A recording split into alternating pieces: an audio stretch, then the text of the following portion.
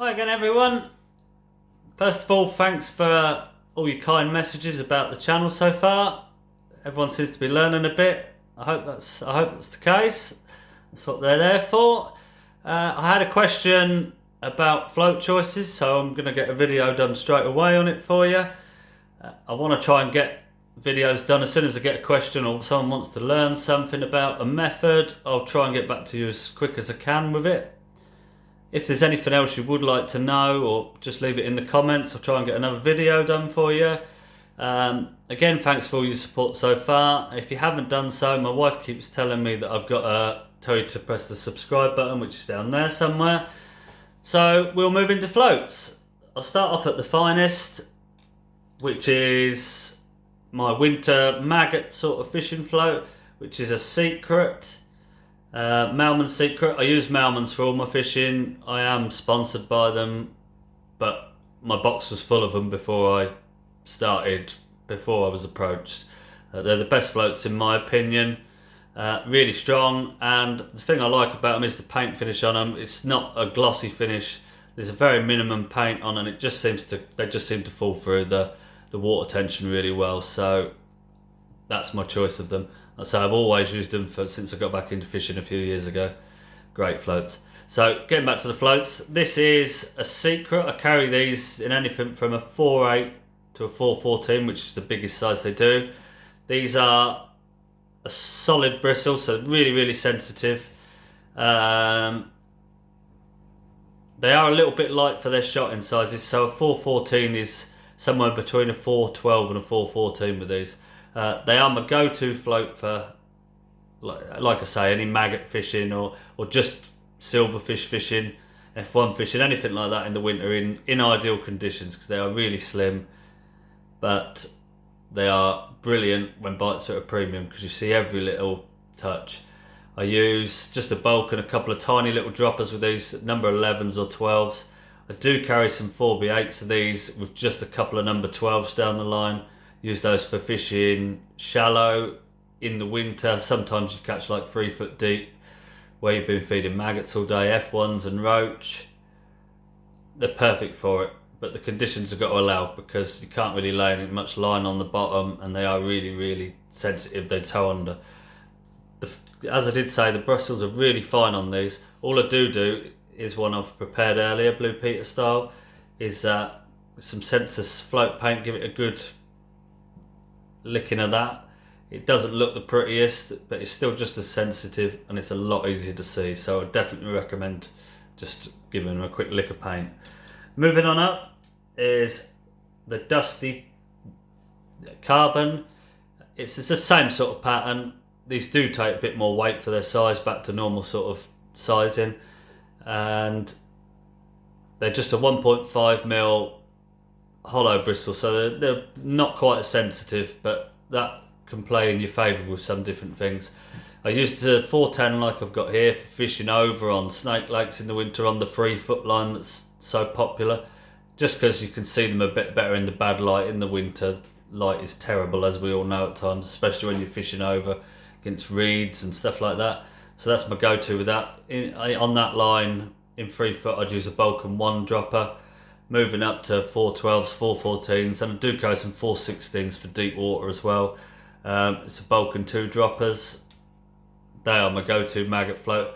Let's say if the wind's not as good, you can lay a bit of line on the bottom with them, just in a bit more control. They're a bit better in the wind. Moving on from that is the Dusty Titan. It's exactly the same, but it's with the flexible Titan wire. I carry them in 4.14, 4.16. They sit there better, and I use them for pellets, corn, things like that, where I'm lowering the bait straight onto my feed, not loose feeding, because they sit straight away, sit where I want them to be. Like I say, I carry them in 4.14 and 16s, just a bulk of 8 or 9s with 1 number 9 dropper. Really positive for pellet fishing. I also use the 4.14 for fishing across on the 3 foot line. When it's windy, the lakes are towing, plenty of bat shot, a bit longer line. You can generally just get it to hold over your feed for a bit. Gives you a chance of catching a few when you won't get them with a lighter carbon float in that depth, because it would just be dragging around everywhere. Moving on from that, summer floats. a Rube Carbon, they're exactly the same as the Dusties, they've just got a 2mm tip, slightly thicker stem as well. Again, for anything fishing through the water, I use the Carbon one because you can just hold it, feeding maggots, casters, hard pellets, meat. The 410 is a brilliant meat float with just a few strong shot if the conditions allow, because really slow falling bait and you do catch some really big carp with a tiny float, but the conditions have got to be right for it. Everything else is just a bulk and a couple of droppers. Moving on again is the Rube Titan. It's just a wire stem one. This comes in, I carry this in 414, 416, 418. The 418 is for deep water or really bad conditions. And it's just for fishing when I'm fishing worms, corn, heavy baits, again where I'm tapping in some feed and sitting straight over the top of it. Next up is a snake. I don't carry many of these. I carry them in 412, 414, 416. They're for the same as what I would use a Rube Carbon for, sorry. But just because they've got a bit of a pronounced body to them, if the wind's bad I can hold them back. Again, a 412 on a really windy day can be a good meat float with plenty of back shot because you've just got something to hold back against it. You do want the lighter float as possible with that. Moving up again, another one that doesn't see a lot of use, but I carry them in 0.4, 0.6 and 0.8 is a Dolphin. These are a proper wire stem, good body. Again, really windy days when you're just trying to get any sort of presentation, they are brilliant. They're so stable. Then we move into shallow water and shallow fishing. First of all is a Elco. They only come in one size, it's 0.4. I use these for fishing the mud line and down the edge, in depths up to sort of 15 inches. They're a nice short float. If I'm fishing any deeper than that, sort of 15 to 30 inches down the edge, I then step up to a Mojo. They're just the same sort of float, just a bit longer, a bit more stable. Again in a 0.4. They do come in various sizes, those ones though. Moving on from that, shallow fishing. For fishing a foot deep and above, I use an MTT dibber, a 0.1 for F1 fishing, where I'm fishing with a little bulk right tight to the hook, 2 or 3 inches from the hook, a short line, tap in, that sort of stuff. Lovely little float, again, really short, they're not making any disturbance. For carp, where I don't like anything down the line, I use a 0.2, a couple of shot underneath the float and a foot hook length.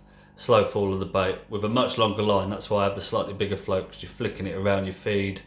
Can be good for F1s as well on really hot days when they're just backing off the feed, just flicking one of these. Works really well. Moving on from that, my favourite float, I'm going to say that because I designed them, or had part of the design in it, should I say, is the Midget, named after myself. Tiny, as everyone that's met me knows. It's carbon stem, 1.5mm bristle. These are what I use for fishing castor and maggots shallow, and 4mm pellets for F1s. Just started with a bulk, 4 inches from the hook.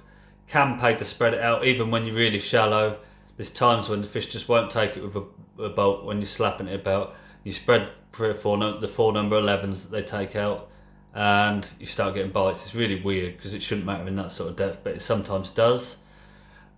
For carp fishing deeper, I go back to the Mojos. I fish a 0.3 with a bulker shot halfway mid depth, say if I'm fishing 2 foot.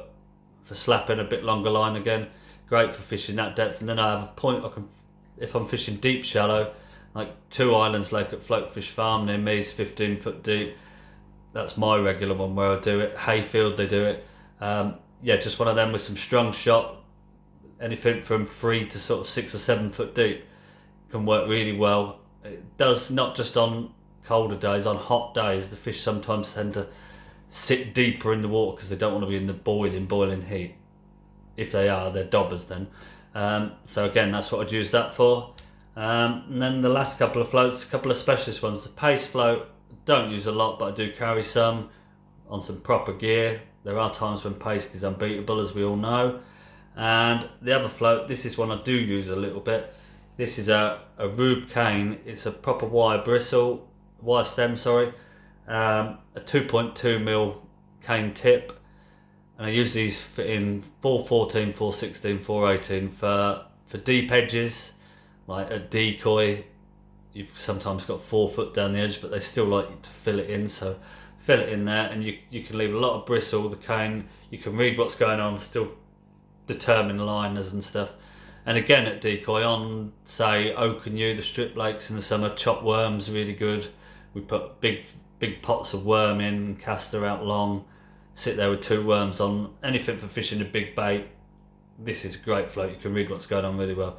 And also again at decoy, the dreaded cat meat, or anywhere else where I fish cat meat, great float for that. A big bait, just a bulk foot from the hook, almost like pace fishing. Just read what's going on really well with it. And that's about all I carry, to be honest. I've got a tray full of perfect Gloucesters, which are everyone's go-to for deep water. I carry them on 015 for skimmer fishing and 020 for carp fishing, again at places like Two Islands at Floatfish, where you can catch in 15 foot of water on the pole. I carry them in 0.5 gram up to anything to 2.5 grams, so proper floats. Don't use them very often, but they definitely have a place in my box. I hope you learned something from that. Like I say, if there's anything else you want me to cover, just drop me a message, and I'll catch you next time. Thanks very much for watching.